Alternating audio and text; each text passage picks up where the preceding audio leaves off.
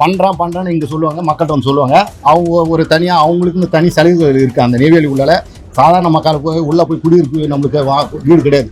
அந்த லாபி பண்ணுற அவங்களுக்கு தான் வீடு தருவாங்க. அவங்க தேர்தலில் செலவு பண்ணுறதுக்கு 50 கோடி 60 கோடி வந்து அந்த நிறுவனம் வந்து தலைமை அலுவலகத்துக்கு அவங்களுக்கு கொடுக்குறாங்க பணம். இல்ல இப்ப இவ்வளவு குற்றச்சாட்டுகள் நீங்க அடிக்கிட்டே போறீங்கல்ல, இத்தனை வருட காலமாக அந்த மக்கள் இந்த பிரச்சனைகளை அனுபவிக்கிறாங்களா? அப்பயும் ஏன் மாற்றாக வந்து அதுதான் விழிப்புணர்வு என்பது இல்ல. மக்களுக்கு விழிப்புணர்வு இல்ல, மக்களுடைய அறியாமை, வறுமை, இது இரண்டும் தான் அவங்களுடைய மூலதனம். இது வரைக்கும் அங்க இருக்கிற சேர்மேன் வந்து 442 கோடி ஊழல் பண்ணிருக்காரு. ஊழல் நடந்திருக்கு. இப்ப எல்லா ஊடகத்திலயும் வந்திருக்கு, அது பத்திரிகையில வந்திருக்கு. அப்ப 442 கோடி ஊழல் பண்றதுக்கு உங்களுக்கு ஃபண்ட் இருக்கு. அங்க இருக்கிற மக்களுக்கு செய்யக்கூடியது உங்களுக்கு எப்படி ஃபண்ட் இல்லாம போச்சு? அரசாங்கத்துல இருந்து கொள்முதல் பண்ணி தான் தனியார் நிறுவனங்களே இப்ப பேக்கெட் போட்டு வித்துட்டு இருந்திருக்காங்க. அவங்களுடைய வளர்ச்சிக்காக திமுக அரசு ஆட்சியில் இருந்த பொழுது நஷ்ட கணக்கு காமிச்சு அதை மூடி இருக்காங்க. விவசாயத்துறை அமைச்சர் வந்து எம்ஆர்கே பன்னீர்செல்வம் விவசாயிகளுக்கு எந்தவித உரமோ ஒரு விதையோ கொடுத்து எந்த உதவியும் செய்யல. ஆனா அவர் வீட்டு தோட்டத்துக்கு விலை உயர்ந்த மாமரங்கள், பழக்கன்றுகளை வெளி மாநிலத்துல இருந்து இறக்குமதி பண்ணி அதுவும் அரசாங்க பணத்துல அவருடைய வீட்டு தோட்டத்துல தான் வச்சிருக்காரு, தவிர எந்த விவசாயிக்கும் எந்த பொருளும் கொடுக்கல. கலங்கரை சொந்தங்களுக்கு அன்பு வணக்கம். இன்னைக்கு நம்ம நாம் தமிழர் கட்சியினுடைய கடலூர் மாவட்ட வேட்பாளர்களை அவங்க முழுமையாக நேர்காணல் எடுக்க போகிறோம். அதாவது அந்த தொகுதியில் என்ன பிரச்சனை, இவங்களை எதற்காக மக்கள் வந்து வேட்பாளராக நிற்கக்கூடிய இவங்களை சட்டமன்ற உறுப்பினராக ஆக்கணும் அப்படின்றதுக்கான காரணம் என்ன, இவங்க ஆட்சிக்கு வந்தால் இவங்க என்னென்ன மாற்றங்களை அந்த தொகுதிகளை ஏற்படுத்த போகிறாங்க அப்படின்றத முழுமையாக மக்களுக்கு கொண்டு சேர்க்கக்கூடிய அந்த நோக்கத்துக்காக தான் இந்த நிகழ்ச்சியை நம்ம வந்து தொடங்கி இருக்கோம். அண்ணா வணக்கம். இப்போ இத்தனை ஆண்டுகள் வந்து அங்க மாறி மாறி திராவிட கட்சிகளை சேர்ந்தவர்கள் ஆட்சி பண்ணிருக்காங்க இல்ல, அவங்க இந்த பிரச்சனைக்கெல்லாம் தீர்வு கொண்டு வரணும்னு நினைக்கலையா? அவங்க ஒவ்வொரு முறையும் அங்க இருக்கிறவங்களுக்கு வேலை வாய்ப்பு, நிரந்தர பணியாளர், அவங்க ஒப்பந்த பணியாளராக இருக்கிறவங்களுக்கு வேலை வாய்ப்பு தரன்ட்டு அவங்க போராட்டம் பண்ணுவாங்க. அங்க உள்ள ஆட்சியாளர்கள், ஆட்சி அதிகாரிகள் அவங்க கூடயே சேர்ந்து போய் போராட்டம் பண்ணுவாங்க. திரும்பி கூட்டு வச்சு நிர்வாகம் பேச்சுவார்த்தை பண்ணுவாங்க. பேச்சுவார்த்தை பண்ணும்போது உங்களுக்கு தெரியாது கிடையாது, அதில் முக்கிய தலைவரை கூட்டு வச்சு லாபி, அதாவது பணத்தை கொடுத்து அந்த போராட்டத்தை கைவிட சொல்லுவாங்க. பண்ணுறான்னு இங்கே சொல்லுவாங்க, மக்கள்கிட்ட வந்து சொல்லுவாங்க. அவங்க ஒரு தனியாக அவங்களுக்குன்னு தனி சலுகைகள் இருக்குது. அந்த நெய்வேலி உள்ளால சாதாரண மக்களுக்கு உள்ளே போய் குடியிருப்பு நம்மளுக்கு வீடு கிடையாது. அந்த லாபி பண்ணுற அவங்களுக்கு தான் வீடு தருவாங்க. அவங்க தேர்தலில் செலவு பண்ணுறதுக்கு 50 கோடி 60 கோடி வந்து அந்த நிறுவனம் வந்து தலைமை அலுவலகத்துக்கு அவங்களுக்கு கொடுக்குறாங்க பணம். அதனால் இவங்க மக்களை வந்து போராட்டத்து மூலமா அதை வெளிப்படுத்தி தான் அதிகாரம் உள்ள ஆள் அப்படின்னு சொல்லி காமிச்சு அங்கே பணத்தை வாங்கி அவங்க அந்த இதெல்லாம் ஈடுபடுறாங்க. அந்த நோக்கம் வந்து நாம் தமிழர் கட்சியில் அது முழுக்க அது ஆகாது, அந்த வேலை ஆகாது. அதை முற்றிலும் நம்ம ஒழிக்கிறோம். இப்போ நீங்க அங்க சட்டமன்ற உறுப்பினர் ஆனால் அந்த மக்களுக்கு என்னென்ன பிரச்சனைகளுக்கு தீர்வு கொண்டு வருவீங்க? அந்த நெய்வேலியை எப்படி சொர்க்க பூமியா மாற்ற போறீங்க? நான் சட்டமன்ற உறுப்பினர் ஆனா அங்க இன்னும் நிறைய கிராமங்களுக்கு பேருந்து வசதி இல்லை, கிராம மக்களுக்கு பேருந்து வசதி இல்லை, அதை சரி செய்வோம். சாலை வசதி சரியா இல்லை, அதை சரி பண்ணுவோம். அதே மாதிரி துவக்கப்பள்ளி, எல்லா கிராமங்கள்லையும் துவக்கப்பள்ளி இல்லை, உயர்நிலைப் பள்ளி இல்லை, மேல்நிலைப் பள்ளி அதை 10 வரைக்கும் தான் சில கிராமங்கள் இருக்குது. அதை ஒழுங்கு பண்ணுவோம். மருத்துவமனை சுகாதாரம் வந்து இரவு நேரங்களில் எங்கேயுமே செவிலியர் கிடையாது. மருத்துவமனையில் இப்போ ஒரு செவிலியர் வச்சுனே அவங்களே ஊசி போடுறாங்க. அங்கேயே தூய்மை பணியாளர் கொண்டு சேர்ந்து நீங்கள் பார்த்துருப்பீங்க காணொலி, அவங்க வந்து ஊசி போடுற அளவுக்கு இருக்குது. சரியான நேரத்துக்கு மருத்துவர் வர்றதில்லை. அந்த மருத்துவர் 5 ஊராட்சிக்கு ஒரு மருத்துவரை கொண்டு வருவோம். கிட்டத்தட்ட அந்த நெய்வேலி சட்டமன்றத்தில் 42 ஊராட்சி இருக்குது. 42 ஊராட்சிக்கு 5 ஊராட்சிக்கு ஒரு மருத்துவமனை கொண்டு வருவோம். பல்நோக்கு மருத்துவமனை தான் நம்ம கொண்டு வர போகிறோம். அங்கே நெய்வேலி சட்டமன்றத்தில் பல்நோக்கு மருத்துவமனை கொண்டு போகிறோம். இது நம்மளுடைய ஆதாரம். சரிங்க அண்ணா. வணக்கம் அண்ணா. உங்களுடைய பெயர், எந்த சட்டமன்ற தொகுதியில நிற்கிறீங்க அப்படின்னு தெரிஞ்சுக்கலாம்? வணக்கம், என்னோட பேர் சிவஜோதி. கடலூர் மாவட்டம் காட்டுமன்னார் கோயில் தொகுதி தான் என்னுடைய தொகுதி. கடலூர் மாவட்டம் என்பது வெள்ளைக்காரன் அடிமையாக நம்ம வச்சிருக்கும் போது முதன்மையான வாணிப நகரமா இருந்ததுதான் கடலூர் மாவட்டம். அப்ப ஏற்றுமதி இறக்குமதி முதன்மையான ஒரு நகரமா இருந்த கடலூர் மாவட்டம் இன்னைக்கு இந்தியாவினுடைய ஒரு குப்பை கழிவை கொட்டக்கூடிய, இந்தியா உலகத்துக்கு குப்பை மேடு பார்த்தீங்கன்னா இந்தியாவினுடைய குப்பை மேடு தமிழ்நாடுடைய குப்பை மேடு இப்போ பார்த்தீங்கன்னா இப்போ கடலூர் மாவட்டம் தான். அந்த கடலூர் தான் முக்கியமான குப்பை நகரமா இருக்கு. அதுல முக்கியமாக காட்டுமன்னார் கோயில் என்பது ஒரு தனித்து விடப்பட்ட ஒரு தொகுதியாக தான் இது வரைக்குமே இருந்தது. அது தனி தொகுதியாக இருந்தாலும் தனித்து விடப்பட்ட தொகுதி தான் காட்டுமன்னார் கோவில். கோவில் இல்லா ஊரில் குடியிருக்க கூடாதுன்னு சொல்லுவாங்க. ஆனா கோயிலே தன்னுடைய பேர்ல வச்சிருக்கக்கூடிய காட்டுமன்னார் கோயில் அடிப்படை வாழ்வாதாரம் அப்படின்னா எல்லாமே பிரச்சனை தான். சாலை முதல் கொண்டு அடிப்படை சுகாதார நிலையம் முதல் கொண்டு எல்லாமே அடிப்படை என்பது பிரச்சனையாக தான் அந்த தொகுதியில இருக்கு. முக்கியமா காட்டுமன்னார் கோவில் பார்த்தீங்கன்னா மிக சிறப்பு வாய்ந்த சோழ மன்னர்களால் செயற்கையாக உருவாக்கப்பட்ட ஒரு ஏரி தான் வீராணம் ஏரி என்பது நீங்க கேள்விப்பட்டிருப்பீங்க. இந்த வீரநாராயண ஏரி என்பது சென்னையினுடைய குடிநீர் தேவை மட்டும் இல்லை, அங்க இருக்கக்கூடிய சுற்றியுள்ள கிராமத்தினுடைய விவசாய நிலங்களுக்கு உண்டான நீர் ஆதாரமாக விளங்கக்கூடியது தான் இந்த வீரநாராயண ஏரி. இது பராந்தக சோழன் நினைவாக ராஜாத்திய சோழன் தான் அது செயற்கையாக ஆசியாவிலேயே முதன்மையாக செயற்கையாக உருவாக்கப்பட்ட ஒரு ஏரி அப்படின்னா அது வீரநாராயண ஏரி தான். பிறந்து 16 கிலோமீட்டர், அதை பார்த்தீங்கன்னா ஒரு கடல், சிறிய கடல் மாதிரி தான் இருக்கும். 16 கிலோமீட்டர் நீளம், பிறந்து 4லேருந்து 5 மீட்டர் அளவுக்கு அகலமுடைய ஒரு ஏரி தான். அந்த வீராண ஏரியிலேருந்து இப்போ கொள்ளிடத்துலேருந்து வரக்கூடிய அந்த தண்ணி வடவார் வழியா வந்து வடவார்லேருந்து அந்த சுற்றி உள்ள பகுதிக்கு எல்லாருக்குமே நீராதாரமோட இது வரைக்கும் பார்த்தீங்கன்னா இந்த 50 ஆண்டுகளுக்கு அந்த இது வரைக்கும் இந்த தூர்வார், அந்த ஏரி என்பது இது வரைக்குமே தூர்வாரப்படாம தான் இருக்கு. தூர்வார அந்த மக்களின் நீண்ட நாள கோரிக்கை அப்படின்னா என்ன அப்படின்னா அந்த வீரநாராயண ஏரியை தூர்வாரணும். ஒரு தூர்வாரி அதில் ஒரு சுற்றுலா தலமாக மாற்றி அங்க இருக்கக்கூடிய சுற்றியுள்ள மக்களுக்கு வாழ்வாதாரமா பண்ணணும் என்பதுதான் அந்த அந்த அந்த மக்களுடைய நீண்ட நாள் கோரிக்கையா. இப்ப இந்த பிரச்சனைகள் சார்ந்த போராட்டங்கள் மக்கள் வந்து அந்த எம்எல்ஏவிடம் மனுக்கள் இதெல்லாம் கொடுத்துருப்பாங்க இல்லையா, அப்படி கொடுத்தும் இது சரி செய்யப்படல அப்படின்னும் போது நீங்க அந்த டைம்ல களத்துல போராடினீங்களா? தொடர்ச்சியாக மக்கள் நிலத்தை எல்லாம் நாம் தமிழ் கட்சி வலியுறுத்திக்கிட்டு தான் இருக்கு. எல்லா நிலையிலையும் அதை வலியுறுத்திக்கிட்டு தான் நாங்க தொடர்ந்து இருக்கிறாங்க. நாம் தமிழ் விஷயம் இருக்கக்கூடிய பிள்ளை. எத்தனை ஆண்டு காலமா நீங்க வந்து அந்த தொகுதியில போராட்டங்கள் அந்த மாதிரி நடத்திட்டு வரீங்க? கட்சியில எத்தனை ஆண்டு காலமா இருக்கீங்க? நான் கட்சியில இருக்கிறது கிட்டத்தட்ட 10 ஆண்டுகளுக்கு மேலாக நான் அந்த கட்சியில இருக்கேன். நான் வந்து மாற்று தொகுதி போனகரி தொகுதியா இருந்தாலும் நான் என்னுடைய சட்டமன்ற தொகுதி என்பது போனகரி தொகுதி. வாழ்வாதார கடலூர் மாவட்டம் என்பது ஒட்டுமொத்தமாக எல்லாருமே ஒரு தனித்த தொகுதின்னு யாருமே அதை பாக்குறது இல்லை. கடலூர் மாவட்டம் முழுவதுமான கடலூர் மாவட்டமா வந்து ஒவ்வொரு இதுக்கும் பண்ண முக்கியமா அங்க பாத்தீங்கன்னா காட்டுமன்னார் கோயில்ல பேருந்து நிலையமே என்பது கிடையாது. வேறுனா ஒரு சிறிய போய் பேருந்து போய் திரும்ப கூட முடியாது. அந்த நிலையில தான் இது 50 ஆண்டுகள். நான் எத்தனை ஒரு 10 வயசு எனக்கு நினைவு தெரிஞ்ச நாள்ல அந்த போய் எப்படி இருக்கணும், இன்னைக்கு எனக்கு 40 வயசுக்கு குறைந்த நெருங்கிடுச்சு. இன்னும் பார்த்தீங்கன்னா அதுல ஒரு சிறிய மாற்றம் கூட புதிய பேருந்து நிலையம் என்பது மாற்றம் என்பது கிடையாது. முக்கியமான திருமுட்டம் ஸ்ரீமுஷ்ணம் என்பது ஒன்றியம் வரும். ஸ்ரீமுஷ்ண ஒன்றியத்துல ஒரு தனி பேருந்து நிலையம் இருக்கு. பேருந்து நிலையம் என்பது இப்ப கட்டியிருந்தாலும் அது மக்கள் புழங்கக்கூடியதோட அது ஒரு மதுபான கூடமா தான் இருக்கு. மது குடிப்பவர்களும் தீய செயல்கள் புரிவர்களும் கூடக்கூடிய கூடாரமா தான் இருக்கு. முக்கியம் அந்த பேருந்து நிலையத்து உள்ள போகும்போது அந்த வாடை ஏதாவது அங்கே மீன் சந்தை இருக்கு. மீன் சந்தை இதுவும் பார்த்தீங்கன்னா ரெண்டும் ஒன்னாவே இருக்கு.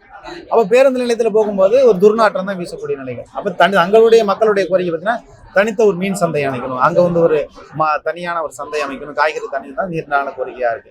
இப்ப இதுதான் எங்களுடைய முக்கியமாக.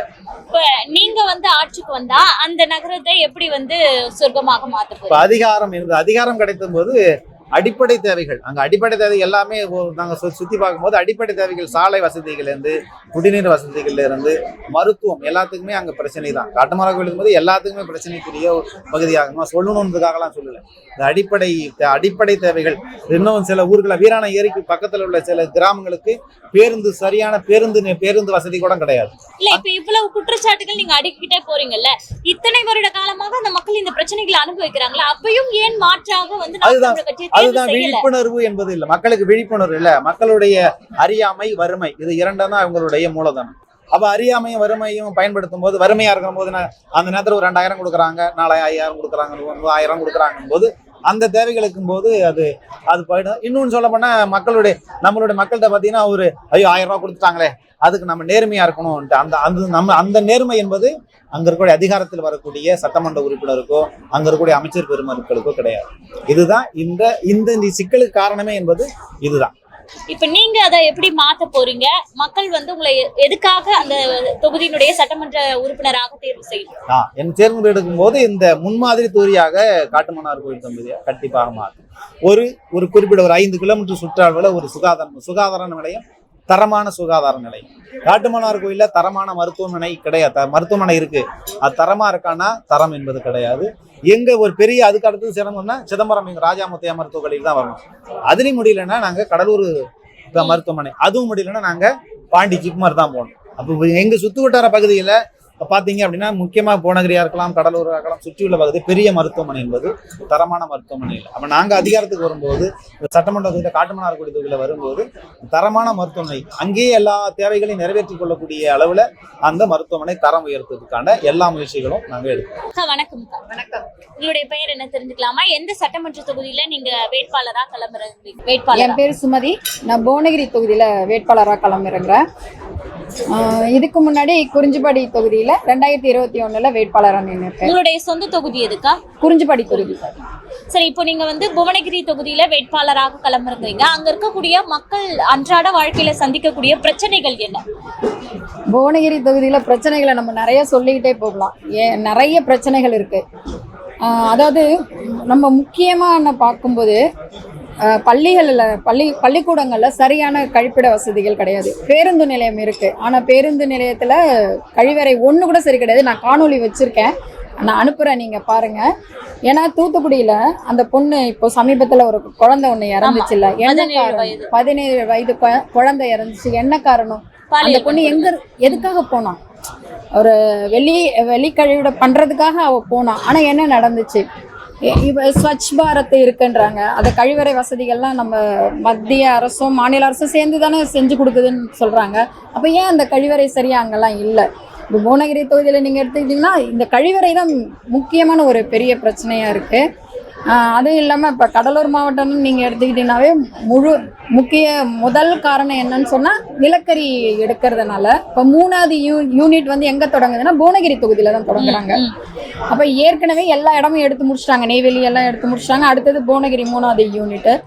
இதில் நம்ம பார்க்கணுன்னா ஏற்கனவே இப்போ நெய்வேலி தொகுதியெல்லாம் எடுத்து முடிச்சாங்க பாருங்கள், அதெல்லாம் ஒரு பெரிய ஒரு மரணக்கிணறு மாதிரி இருக்கும். நீங்கள் திரும்ப வந்து அதை மக்கள் வந்து பயன்படுத்தக்கூடிய ஒரு இடமாவே இருக்காது. நீங்கள் நம்ம போனோம்னா பல நூற்றாண்டுகளுக்கு பின்னாடி போனால் ஒரு மரண குழிகள் வந்து காலம் தொட்டு ஒரு சுவடுகள்லாம் காட்டுவாங்கல்ல, அந்த மாதிரி தான் இருக்கும். அது திரும்ப மூடுறதும் கிடையாது. எடுக்கிறாங்க, முடிச்சுட்டு அவங்க பாட்டம் வந்துக்கிட்டே இருக்காங்க. இன்னொன்று வெளிக்கூணங்குறிச்சின்ற ஒரு பகுதியில் 2 மிகப்பெரிய ஏரி, அதாவது வயல்களுக்கு பாசன வசதிக்காக பயன்படுத்த 2 ஏரியும் மூடிட்டு தான் அங்கே வந்து எக்ஸ்பேன்ஷன் 2ன்னு வந்துச்சு அனல் மின் நிலையம். அவங்க என்ன சொல்கிறாங்கன்னா, நாங்கள் இதுக்கு மாற்று வசதி நாங்கள் உங்களுக்கு செஞ்சு தரோம். ஏன்னா அங்கே இருக்கிற உறவுகள்லாம் வந்து என்ன பண்ணாங்க, பிரச்சனை பண்ணாங்க. இல்லை உங்களுக்கு தேவையான நீர்ப்பாசன வசதிகளை நாங்கள் செஞ்சு தரோம்னு சொல்லி அவங்க உறுதி கொடுத்துட்டு தான் அதை எடுத்தாங்கன்னா அதுக்கு மேலே தான் எக்ஸ்பேன்ஷன் 2வே வருது. ஆனால் அதை அவங்க செய்யவே இல்லை. அதுக்கப்புறம் இவங்க எவ்வளோ போராட்டம்லாம் பண்ணாங்க. அங்கே இருக்கிற உறவுகள் எல்லாம் சேர்ந்து நாம் தமிழர் கட்சி சார்பாகவும் போராட்டம் பண்ணாங்க. நான் அங்கே பண்ணும்போது அவங்க சொன்னது இல்லை நாங்கள் மாற்று வழி உங்களுக்கு செஞ்சு தரோம், நாங்களே குழாய் பதிச்சு நீரை கொண்டு வந்து தரோம் அப்படின்னு சொன்னாங்க. அதுக்கப்புறம் ஒரு வருடம் 2 வருடம் போராட்டத்துக்கு அப்புறம் இல்லை சிஎஸ்ஆர் ஃபண்டுலேருந்து தான் அது செய்வாங்க. அதுக்கப்புறம் என்ன சொல்கிறாங்க, சிஎஸ்ஆர் ஃபண்டு தீர்ந்து போச்சு. என்னன்னா இது வரைக்கும் அங்கே இருக்கிற சேர்மேன் வந்து 442 கோடி ஊழல் பண்ணியிருக்காரு.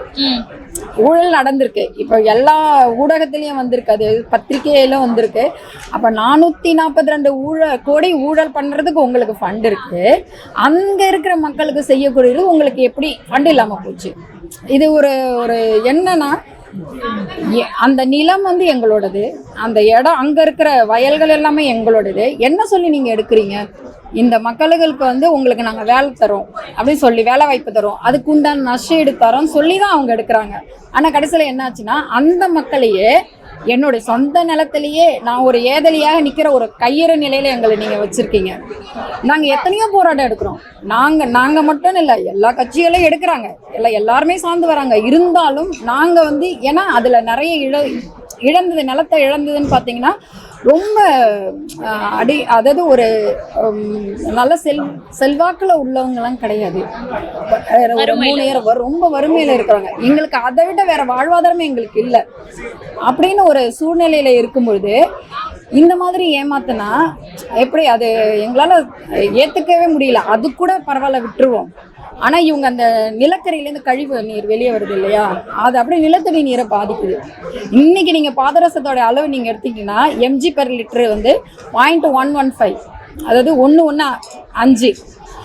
அந்த அளவுக்கு பாதரசம் இருக்கும்போது எங்களால் குடிக்கவும் முடியாது. நீங்கள் இந்த வானதிராயபுரம் பகுதியிலலாம் போனால், அதாவது நெய்வேலி அது ஒட்டன, இந்த புவனகிரி நெய்வேலி எல்லாம் ஒட்டன பகுதி தான் அது. அங்கே போனீங்கன்னா நீங்கள் தண்ணியை திறந்தீங்கன்னு வச்சுக்கோங்களேன், இந்த சல்ஃபியூரிக் ஆசிட் ஸ்மெல், ஒரு அழுகின முட்டை இல்லை, அது குடிக்கிற தண்ணியில் அதில் வருது.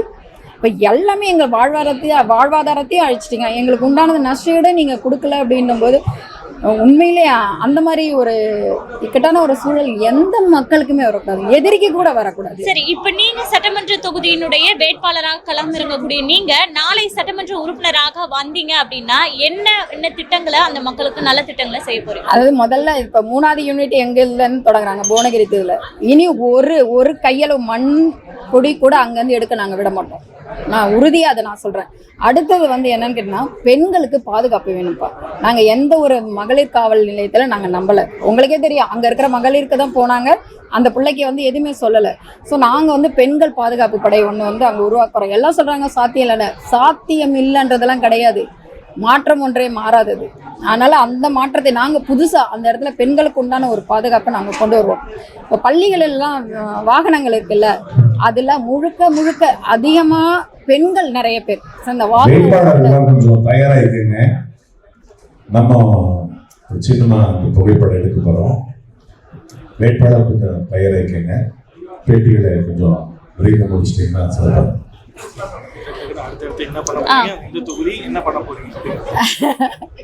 சரி, அந்த அந்த இதெல்லாம் நாங்கள் முதல்ல கொண்டு வருவோம். அடுத்தது அங்கே நெல் தான் அதிகமாக விளையும். ஸோ நெல்லில் அந்த தவிடு இருக்குது பாருங்கள், அந்த தவிட்டில் சிலிக்கான ஒரு பை ப்ராடக்ட் உருவாக்க முடியும்.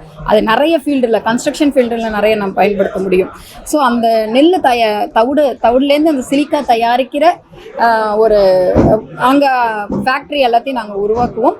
மக்களுக்கான எல்லாம் அந்த தொகுதியில் சாலை கிடையாது, தண்ணீர் கிடையாது. அங்கே ஒரு அதிமுக எம்எல்ஏ அருண்மொழி தேவன் தான் அங்கே எம்எல்ஏவாக இருக்கார்.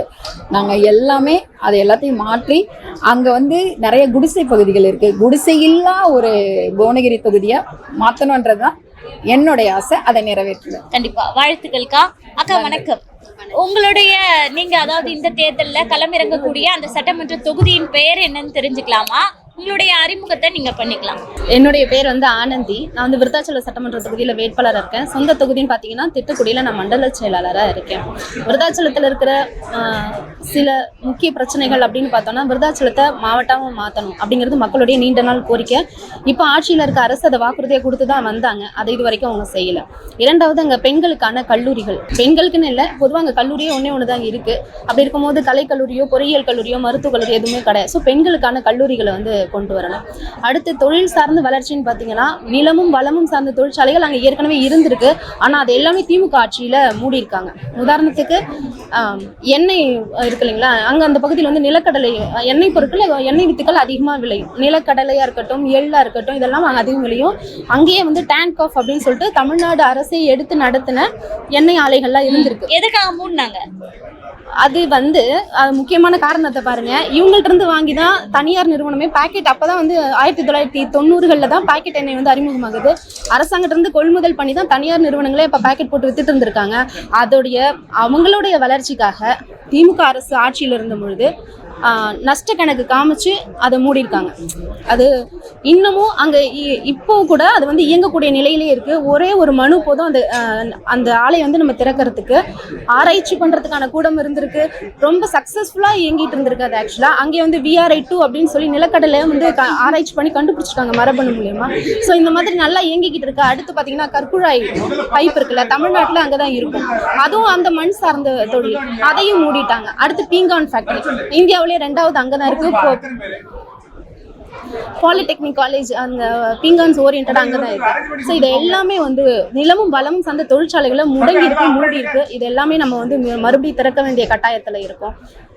அடுத்து நீங்க ஆட்சிக்கு வந்தா, அதாவது சட்டமன்ற உறுப்பினராக நீங்க அந்த தொகுதியில வெற்றி பெற்றீங்கன்னா நீங்க என்னென்ன பண்ண போறீங்க? அதாவது இந்த மூடப்பட்ட இந்த ஆலைகள்லாம் திரும்ப திறப்பீங்களா? நிலமும் வளமும் சார்ந்த இந்த தொழிற்சாலைகளை நிச்சயம் மறுபடியும் மீண்டும் சொல்லுங்க. நிலமும் வளமும் சார்ந்த அந்த தொழிற்சாலைகளை நம்ம மீண்டும் திறக்கிறதுல நான் திறப்பேன் அப்படின்னு உறுதியா நான் சொல்லுவேன். அடுத்த தொழில் பூங்காக்கள் நிறைய திறக்கணும். அண்ணா சொன்ன மாதிரி கூட்டு பண்ணை திட்டம், அது விருத்தாச்சலம் மட்டும் இல்ல, கடலூரே டெல்டா மாவட்டம் தான். முதன்மையான தொழில்னு பார்த்தா விவசாயம் தான்.